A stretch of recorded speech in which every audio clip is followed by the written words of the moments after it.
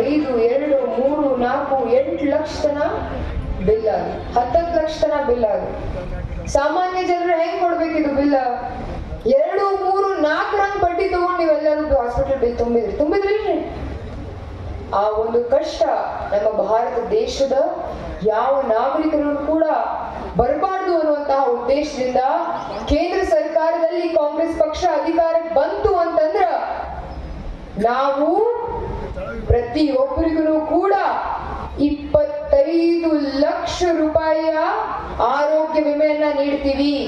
ನಾಳೆ ನಿಮಗೆ ಆರಾಮ್ ತಪ್ಪಲಿ, ಹಾಸ್ಪಿಟಲ್ ಆಪರೇಷನ್ ಆಗ್ಲಿ, ಏನೇ ಆಗ್ಲಿ, ಸರ್ಕಾರದ ವತಿಯಿಂದ ನಿಮಗ 25 ಲಕ್ಷದವರೆಗೆ ಉಚಿತವಾಗಿ ಚಿಕಿತ್ಸೆಯನ್ನು ನೀವು ಪಡಿಬಹುದು.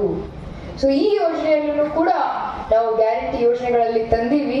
ಸೊ ಅದಕ್ಕಾಗಿ ನಿಮ್ಮೆಲ್ಲರಲ್ಲಿಯೂ ನನ್ನ ಕಳಕಳಿಯ ವಿನಂತಿ ಏನು ಅಂತಂದ್ರ, ನಾವೆಲ್ಲರೂ ಕೂಡ ಹೆಗಲಿಗೆ ಕೊಟ್ಟು ದುಡಿದಿದ್ದೇ ಆಯ್ತು ಅಂತಂದ್ರ ನಾವು ಈ ಸರಿ ಬಾಗಲಕೋಟೆ ಜಿಲ್ಲೆಯಲ್ಲಿ ಕಾಂಗ್ರೆಸ್ನ ವಿಜಯ ಪತಾಕೆಯನ್ನ ಹಾರಿಸ್ತೀವಿ ಅಂತ ನಾನು ಬಹಳ ಹೆಮ್ಮೆಯಿಂದ ಹೇಳಕ್ ಇಚ್ಛ ಪಡ್ತೀನಿ.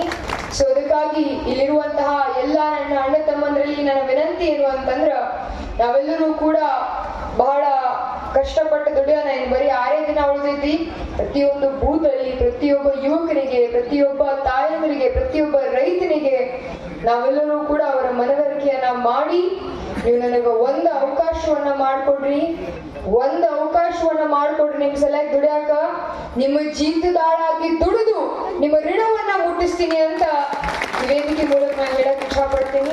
ಇಷ್ಟು ಮಾತನಾಡಕ್ ಅವಕಾಶ ಕೊಟ್ಟಿರುವಂತಹ ಎಲ್ಲರಿಗೂ ಕೂಡ ನನ್ನ ಕೃತಜ್ಞತೆಗಳನ್ನ ಸಲ್ಲಿಸಿ ನನ್ನ 2 ಮಾತುಗಳನ್ನ ಮುಗಿಸ್ತೀನಿ. ಜೈ ಹಿಂದ್, ಜೈ ಕರ್ನಾಟಕ.